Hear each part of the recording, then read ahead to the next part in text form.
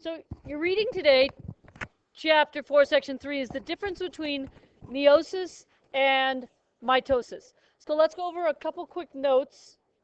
Follow along with the notes you already took, please. Okay, so first of all, what is a sex cell and how is it different from other cells? Who can answer that? Okay, so sex cells have half as many chromosomes. Why do we need just half as many chromosomes? Why would you want that? Yes. Yes. So it has half the number of chromosomes.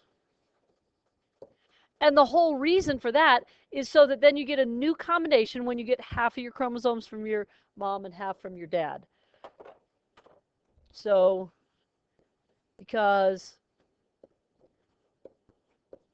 and this is something we're going to see, half from mom and half from dad. So I'm kind of doing it shorthand there. You should have it all written down. This is what we're going to see in the activity we do tomorrow and the next day with Clyde and Claire. The whole thing about sexual reproduction and getting half of your traits from your mom and half from your dad, like with Mendel's P's, you get new traits each generation.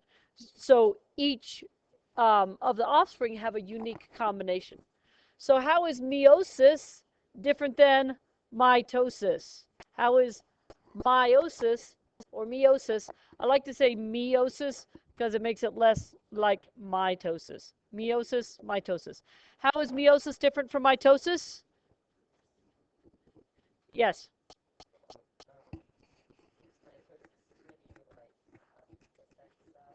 Yes.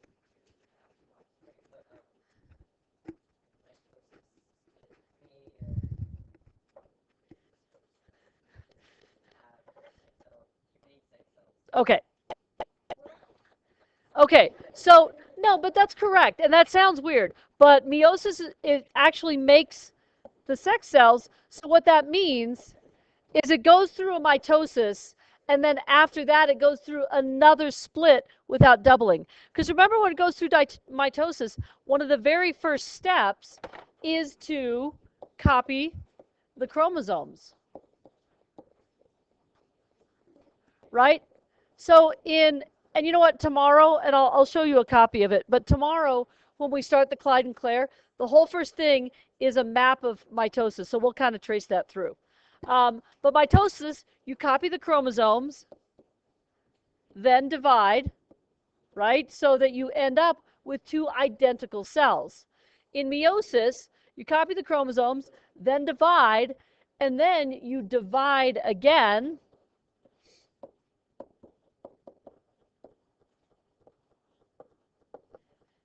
And so that ends up with cells with only half the chromosomes. And I'll show you a picture of that because I think that makes a lot more sense to see a picture. And then we saw this in the Tim and Moby. What is a mutation? What is a mutation? Did you guys get that far in the reading? What is a mutation? Yes.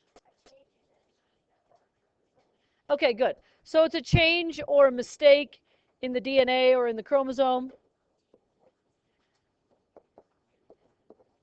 And as Tim and Moby mentioned, a lot of mutations happen and they just get fixed. Others happen and they're not good or bad. And then sometimes they're bad and then sometimes they're helpful. So, so actually, interestingly, you can have the genetics that code for 6 fingers and 6 toes. Is that helpful? Not really. Is it harmful? Not really. Yeah, web feet or web fingers. All right, let's take a look, guys. So if you were to compare and contrast mitosis and meiosis, so you could look at it this way. If you made, say, a Venn diagram comparing mitosis and meiosis, it might look something like this. They are both types of cell division. And mitosis we spent a lot of time talking about. One cell divides into 2 identical daughter cells. They're clones. They're exactly the same. The first thing it did was to copy the chromosomes. Why do cells go through mitosis? To replace dead and damaged cells, to grow. And it turns out that almost all cells go through mitosis, right? If you don't have this written down, it would be a good thing to write down, because on the quiz of Friday, there'll be lots of questions about the differences between and similarities between mitosis and meiosis, okay? And then meiosis, in contrast, it basically does mitosis, 1 cell to 2 cells, then split, 4 cells, because then it splits again, each with half the chromosomes. So in humans, you start with 46, and then you get 23. It only happens in sex cells, so that's sperm and egg, or in plants, it's the pollen and the seed, so that when they reproduce, they can get half from each parent and get the recombination of genes.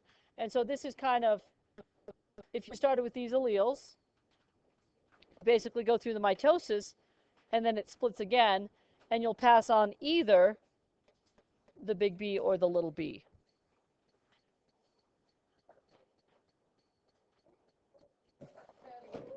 So as we go into Clyde and Claire tomorrow, you will see, oops, this is the diagrams we will use for Clyde and Claire. So after we've done it in class, you can look back through this, and this is showing going through meiosis. So you start with the parent cell, doubles the chromosomes and splits 2 identical daughter cells, and then splits again for meiosis. So each of these has half the chromosomes. And then the same thing happens for Clyde over here. And this is what we will be working on Wednesday and Thursday.